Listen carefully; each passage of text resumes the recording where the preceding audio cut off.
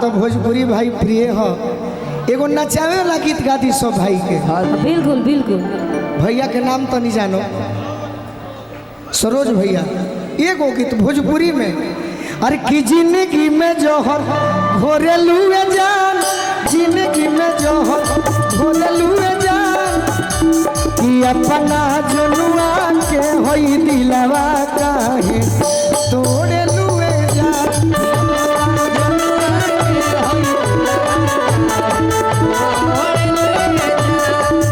अरे दोसरा से नाता जोड़ेलू जान, दोसरा से नाता जोड़ेलू जान, कि अपना पगला के होई दिलवा काहे तोड़ेलू जान, कि अपना पगला के होई दिलवा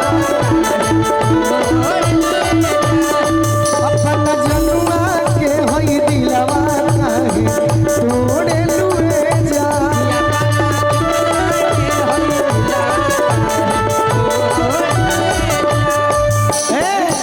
पनिया के जहाज से पलकनिया बनी आई हा पिया, पलकनिया बनी आई हा पिया, ले ले आई हा,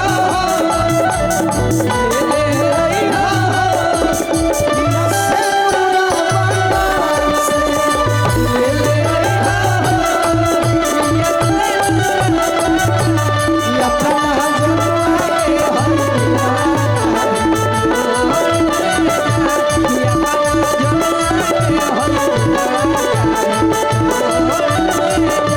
कौन करन तू करेलू बेवफाई, अब पूछला पर झूठो सचो देवेलू संभाई।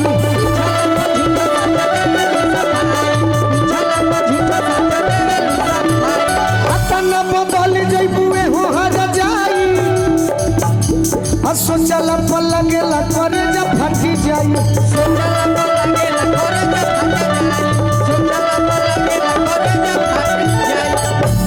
कि दोसरा के ओढ़नी अरे ओढ़ेलू जा, हने आ जाने हा,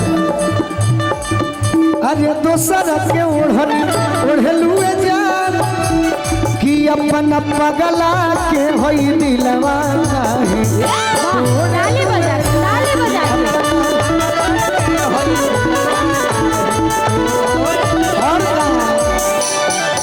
सहिल बुगम हम जइबू त जा जा, ओई बुलावन के नखरी आई खा जा, ओई बुलावन के नखरी आई खा जा। अरे नीरज कराना विकास के कराना छोड़लू जा, बोलू के कराना छोड़लू जा, कि अपना जनुआ के होई दिलवा काहे तोड़लू जा।